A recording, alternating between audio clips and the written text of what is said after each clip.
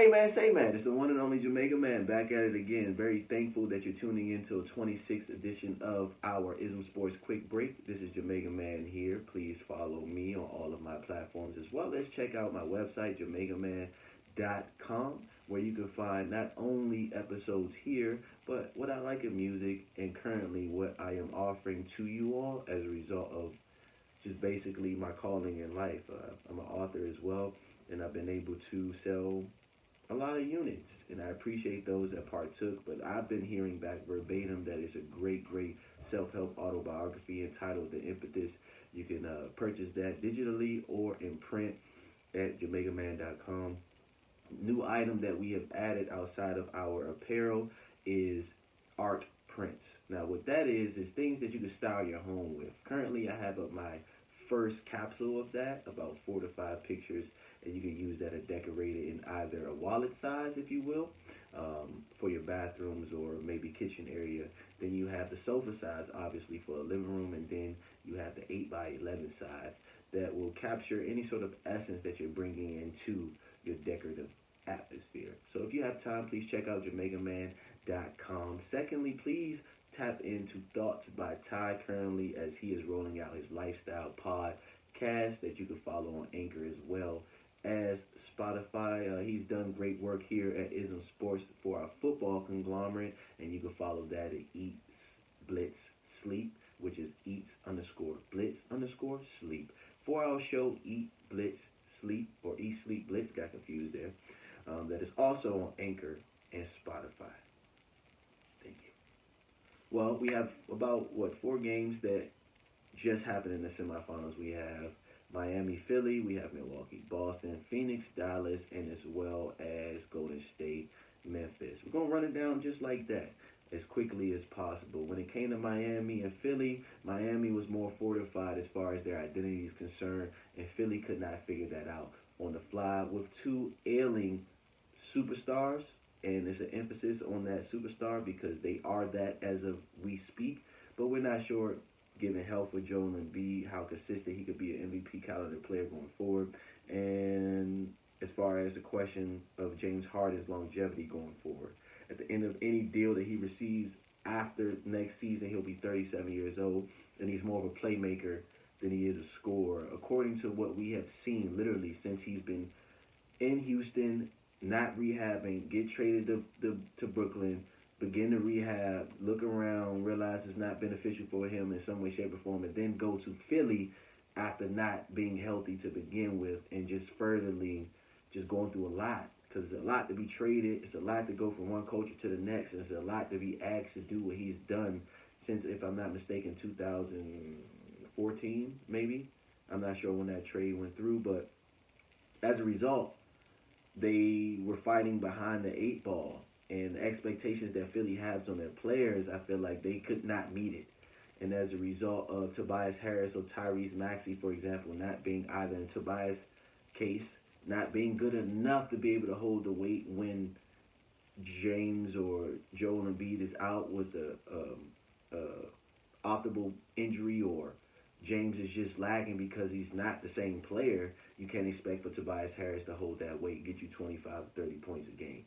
Well, Tyrese Maxey is still young that he could do it, but he has not learned how to consistently do that. And as well as Doc Rivers having the brunt of said blame, if you ask me, because of the monotony of the offense. The same old that we've seen from Doc Rivers since he was in Orlando. Although he did coach a team that probably shouldn't have got to the playoffs, he really didn't change anything up, and the same result he received in that first round in Orlando previously, early 2000s, is the same thing that we seeing here now. It's only but so far talent can take you, and coaching has to pick up where that leaves off. But if you don't have 2 healthy superstars to help you along the way, it's going to be even harder, and Miami didn't come to play. They currently aren't playing right now throughout this season, since they made the finals in the 2020 bubble season, if you will. Great work ethic. Their offense is kind of the same, but they go through their shooters more. They rely on Tyler Hero, the 6th man of the year. They rely on Max Strauss. They rely on a lot of these dribble handoff passes from the perimeter to open lanes to drive with anybody, 1 through 15 to the cup.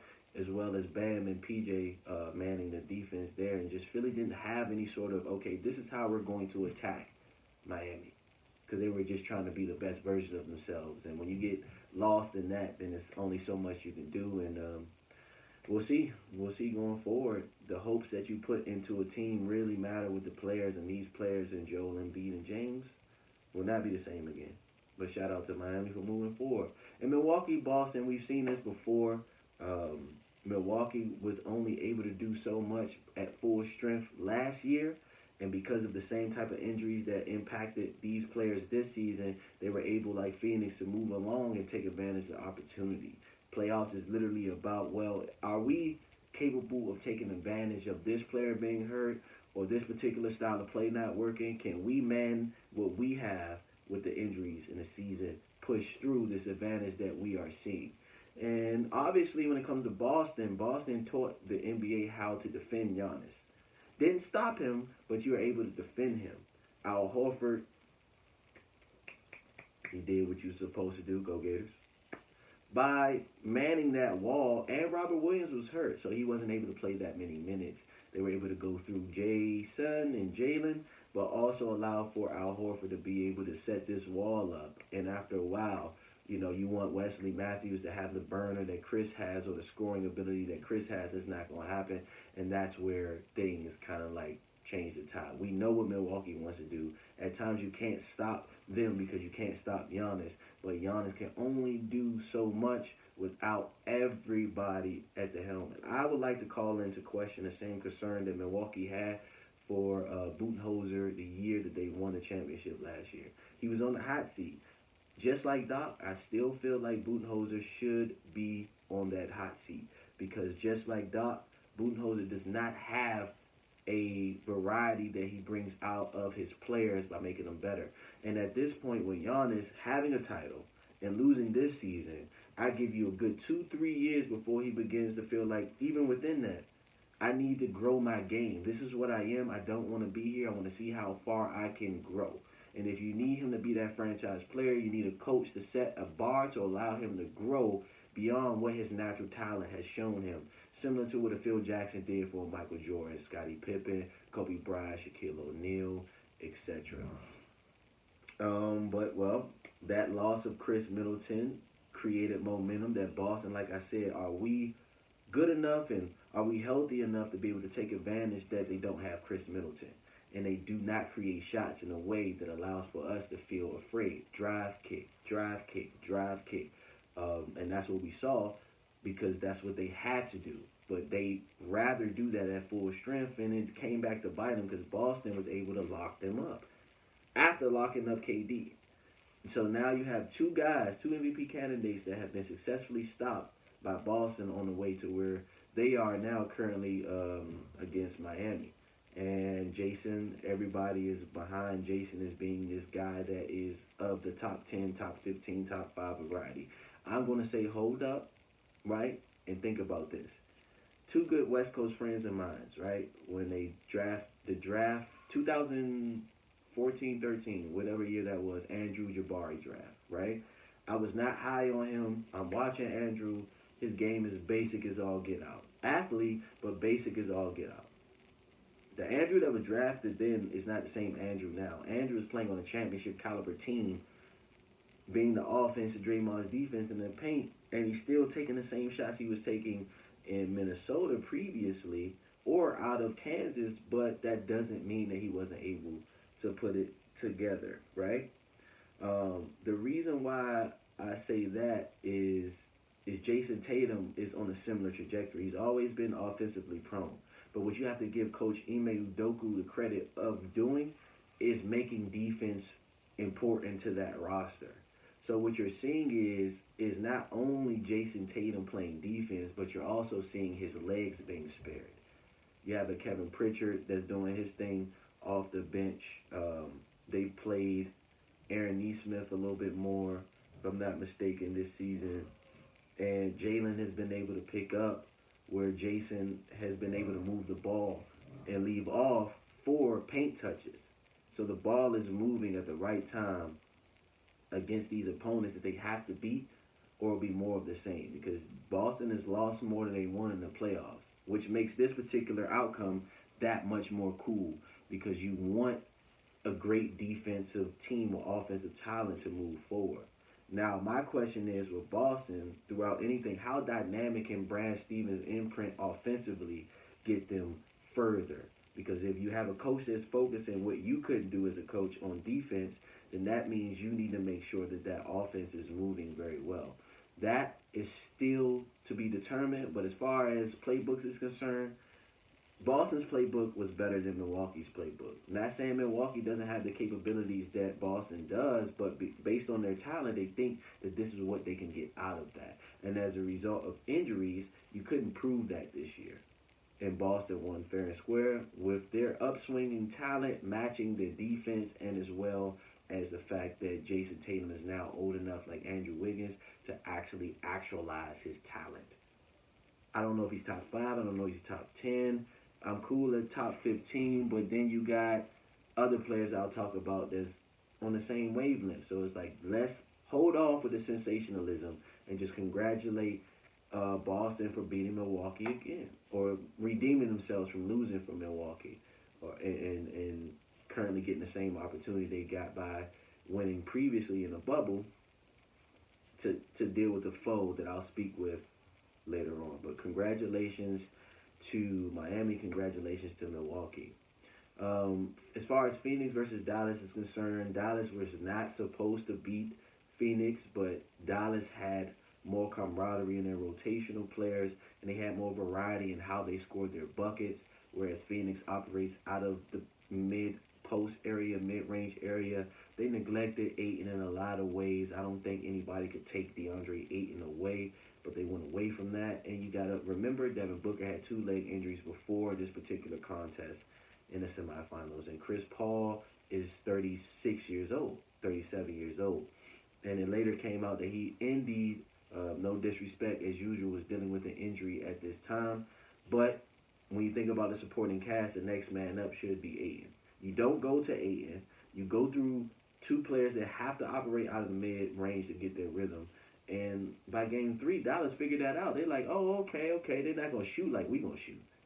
And I feel like outside of campaign, Dallas is the only team that has, you have Luka, you have Jalen, you have Spencer Dinwiddie.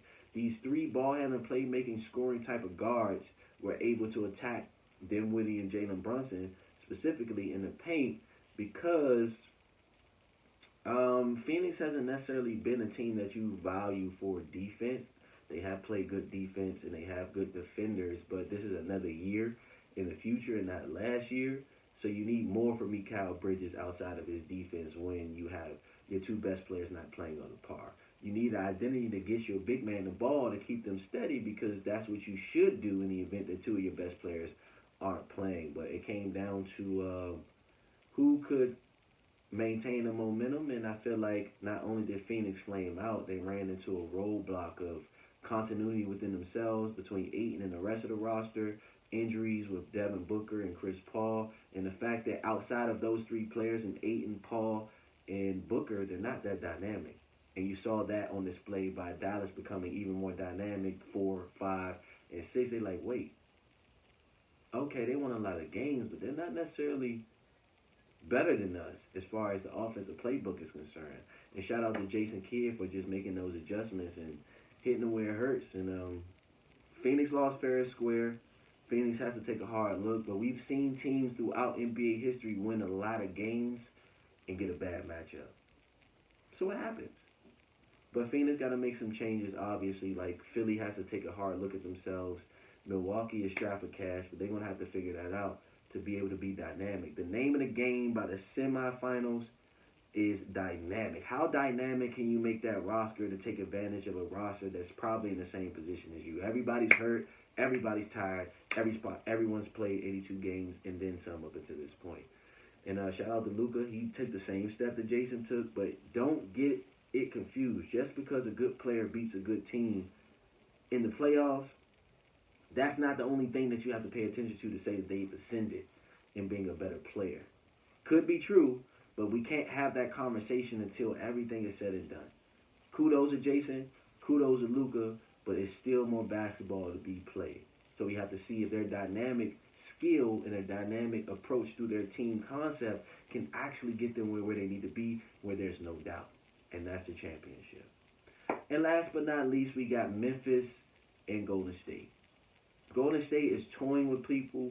They've been able to compete. And what I like the most about this particular series is that Golden State took these players that we all know for offense, and they had to play defense. Although I feel Memphis, like Philly or any other team, they don't really have dynamicness outside of their talent, and you got to see that as the games wore on.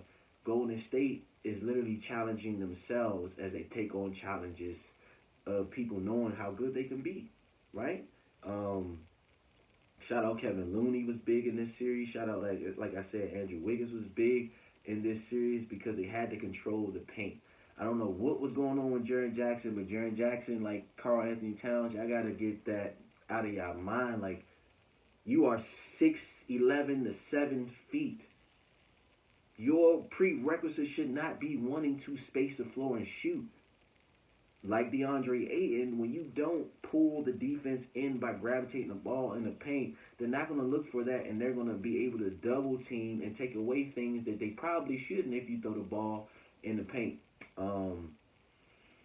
Golden State didn't have any worries, really. They did lose. They were great sports. Memphis, just seeing that arena turn up, Deuce doing his thing in there, and just evolving that small market team. I have to give you a clap for that. But I don't think Memphis lost just because Ja got hurt. Memphis lost because they're not dynamic.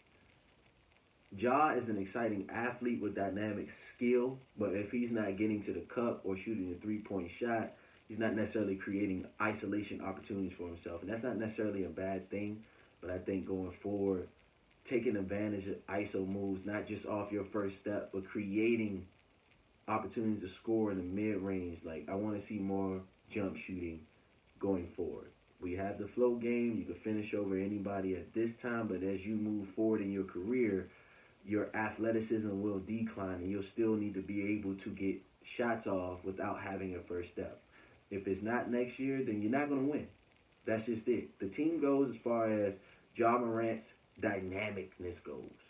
And we see it, athleticism is cool, but now we need to translate that into actual basketball skill, which he has, but we need to see more ISO takes. We need to see more easy points. We need to see more paint touches for your bigs. We need to see you lead outside of your scoring ability at the rim or from three. Improve the three-point shot, get more ISO touches in, and begin to do with what you saw in Chris Paul and Devin Booker.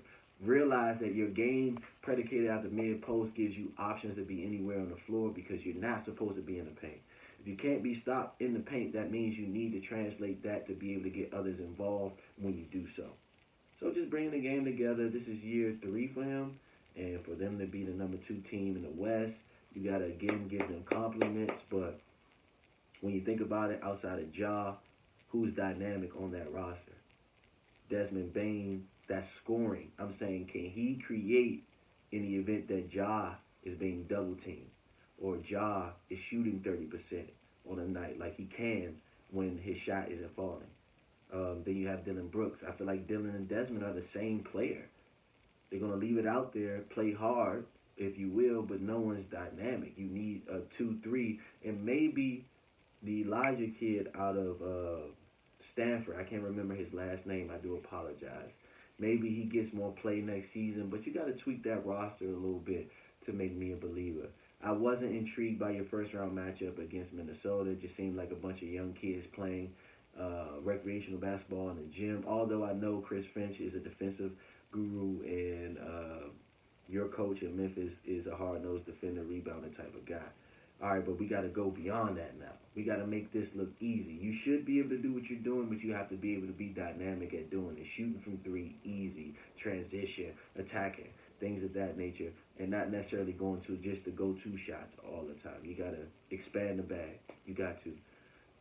And that's basically the playoffs. We have Miami and Boston game 1 right now.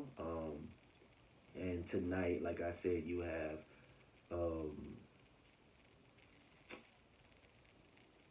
I'm trying to draw the blank, but I'm not. You have Mavericks, Golden State right now. And basically, it's past the injuries.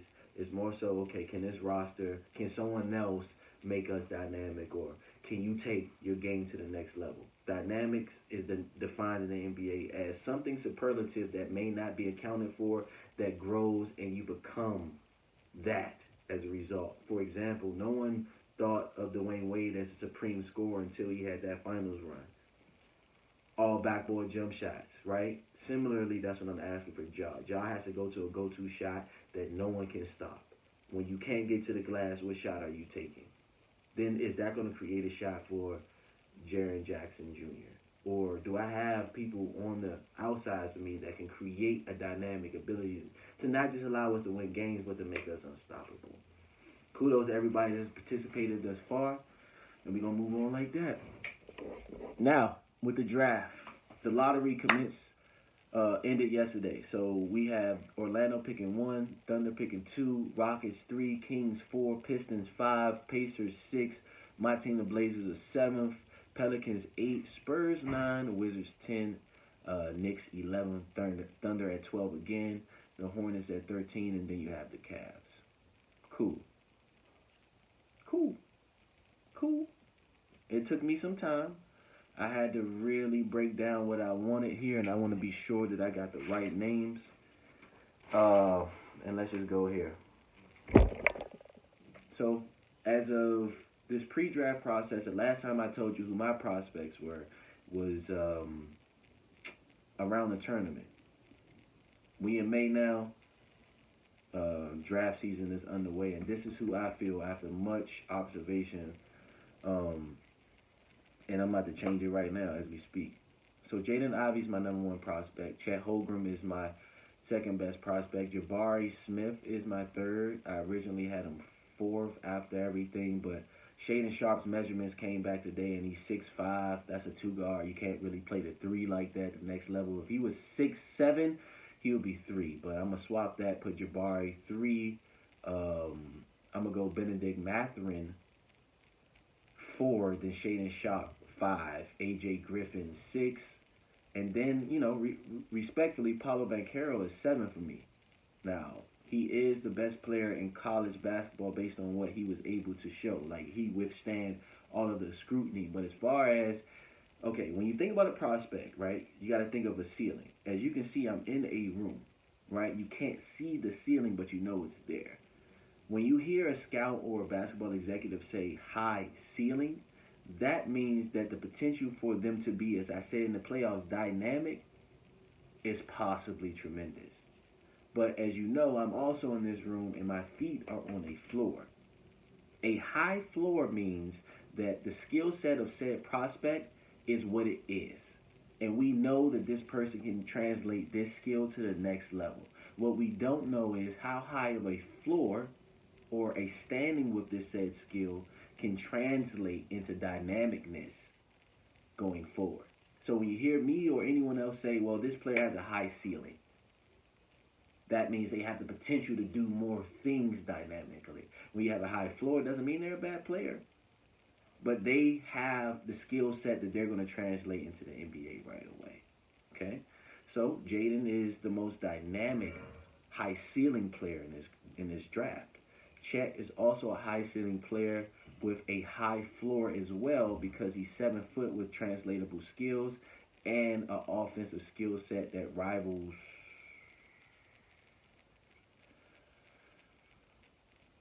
I would say it rivals Adam Morrison. His upside is, I don't know. Sean Bradley has some skill too, but I think he's more skilled than all of them in that case. So he has a high potential ceiling, but he has a high floor now because you can't teach 7-3. You can't teach the playmaking, shooting, and defensive skill that he has. As I said, Jabari Smith, he has a high floor. We know that he's going to shoot the ball right away. We don't know if he's going to be able to be a great ball handler, playmaker, rebounder, defender.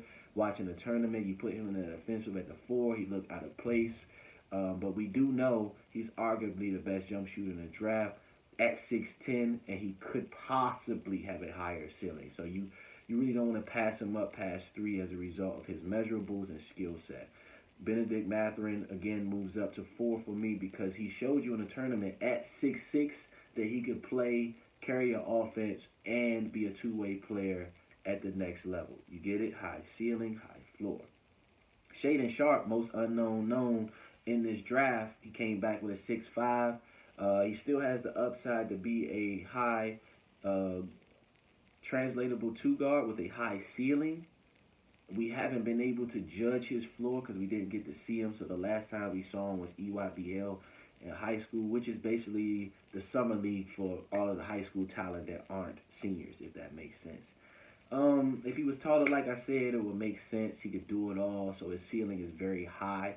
The floor would have been high if he was taller, but he will be my sixth prospect outside of Jaden, Chet, Jabari, Benedict, and then you have Shaden. Then you have AJ. AJ has a high floor. He took some injuries, so we don't know how high his ceiling could be, but he is also arguably one of the best shooters in the draft. And the reason why I have Paolo at 7 here is because he has a high floor, a very high floor. But when you hear them speak about his comparison, Blake in Detroit. So that's Blake without the athleticism, Blake more so skilled than anything else. And in Detroit, you can't really say he changed anything. And he had assistance in the paint, so he didn't really have to rebound.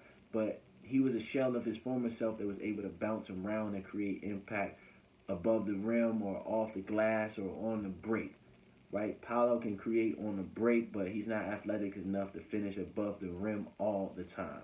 We don't know how well his lateral movement would translate on defense because Blake wasn't guarding nobody either. So if we just have a big body that can't really shoot, he withstands the media scrutiny and things of that nature. Can't really shoot, can play make more than anything else, wants to operate out the mid post, and you don't know necessarily how well of a rebounder he'll be at the next level. I say, well, given that Jaden has a high ceiling, Chet has a high floor ceiling, Jabari has a high floor, right? We know he's going to shoot, and you need buckets at the next level, okay? You don't need him to play make to do that. Ben Mathurin, thereafter that, being a two-way guy, you know what he can do. His upside is more so, can we get him to be a volume scorer? Or AJ Griffin, can he be a volume shooter? Paolo, like, what exactly can we say that he's going to be at the next level compared to those guys? Because people need results now. If we're drafting a Powell in a, well, I'll talk about their fits later. But that's how I process that through 7. Then you have Johnny Davis, 8. Bryce McGowl is basically the two best scorers outside of what we have thus far in the draft. Keegan Murray, he's a scorer 2 at 10 outside of Johnny Davis and Bryce. That particular 8, 9, 10 section is scores, bucket getters. I have Ryan Rollins at 11, which is a tough sell, but given that he also came back at 6'3", he's a bucket getter. And a lot of, as I said before, these players in this particular draft are variables with variety, and they don't necessarily play a particular position. So I'm going to stick to my guns on that. Trace Jackson Davis out of Indiana, two-way big. He can play the 4 or the 5. I think he's the 12th best player. Then you have Ron Harper Jr. putting in that work.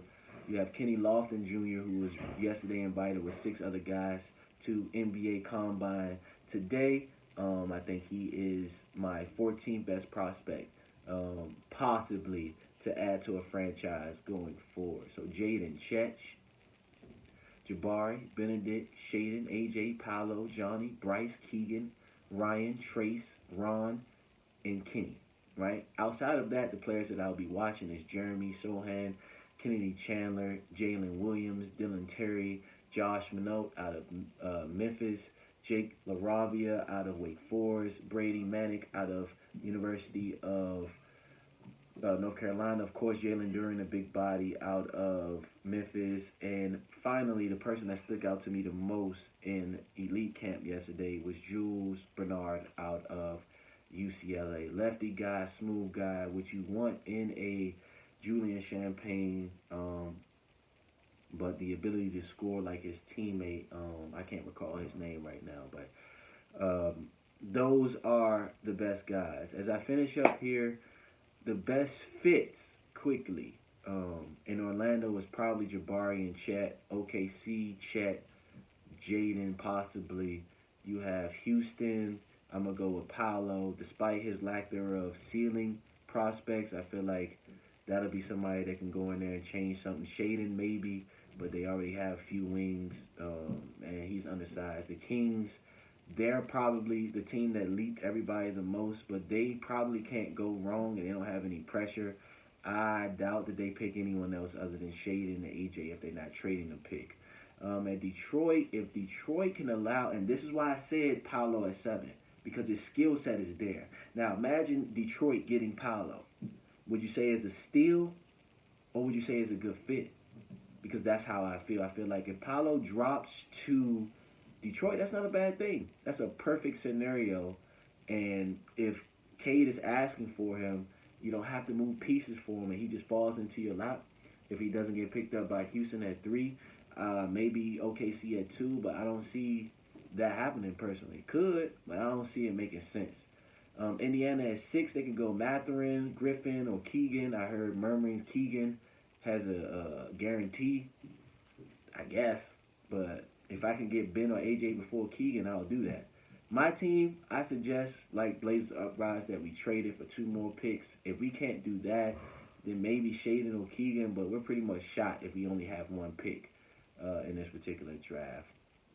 The pick that we were supposed to have, that is New Orleans actually now, they should probably go for Big and Duran or Ben Mathurin, a dynamic, to make their wings dynamic. But for them, if they get Johnny Davis, and I've only heard one person speak about Johnny Davis this high, and they get Zion back, that might, like Sacramento at 4 with Shaden or AJ, or New Orleans at 8 with Johnny Davis. Yeah, that might be lit right there. At 9, you got the Spurs, so you got, I would say, Duran, Jalen Duran out of Memphis, or Keegan, or trade the pick, maybe Baldwin, but you could trade down and get Baldwin. So they're like us. It's like we pretty much have what we're going. We just need to make sure, again, that word, that we draft someone dynamic, because by the time we get to the semifinals and the playoffs, it can't just be our team that's doing it. It can't just be the talent that we have. The talent has to be talent at a specific skill set that takes advantage of your opponent. Hopefully you're following. This is why you make those selections. Then you have DC. Honestly, throughout the whole year, Jalen Handy has been my guy. I'll be surprised if he falls past 10. As far as that 2 guard that could play point, that could be a replacement for Bradley Beal. They can't get Jalen Handy because Johnny's gone. Johnny Davis is gone by 8 or 9. The Wizards should take a look. And who I got right there? I'm not sure who that is. Ben? Is that Ben? I'm not sure. But then you have the Knicks. They said Ty. That's because he's the best pick and roll guard outside of Kenny Chandler being a pure guard. Then you have Dyson and Kenny. So at 11, you're like, I don't know what I'm doing, but that's where you begin to kind of like build your franchises there. The dynamicness stops after maybe 9, and you have to build maybe 10. I'll give Jalen Handy his credit. He's legit. But 11, Ty, Dyson, or Kennedy as a point guard fit. If OKC doesn't trade that pick to Portland 7, we get excuse me, get your 12, or maybe Charlotte. Woo. Just wanted to throw that out there. OKC at 12 could go for Mark Williams out of Duke. He has the best measurable right now, 7'0" in shoes, 7'4" wingspan. I think a 6'11" stand and reach. And you know he plays off the ground, he's bounced. That's an ideal big man in the league today. So that's a winner chicken dinner if he falls there. If Charlotte can't get Williams himself, then Welker Kessler, the leading shot blocker in the nation, is probably their best bet there. They want to be dynamic. But I think for Charlotte to win this summer, they need to bring in D'Antoni, because that's the direction they're going with LaMelo Ball. And last but not least, you have Cleveland at 14. needing to add something to their core already, similar to what Portland or New Orleans is going through. Even OKC. OKC's been somewhat sabotaging the game, just taking losses, adding their prospects, taking their chips, if you will. But Cleveland needs a wing. Um, Isaac Okoro, I don't know how they feel about that, but Abaji is there, and maybe Jeremy Sohan. But 12, 13, and 14, I wouldn't be surprised if someone trades. I'm not surprised if you trade 7. I wouldn't be surprised if number 3 gets traded, or number 2. But Orlando, what can you get wrong? You got 3 Hall of Fame players at the number 1 pick previously. Have fun with it. Murmurings, Jalen, Suggs, and Chet reunion again, but we'll see.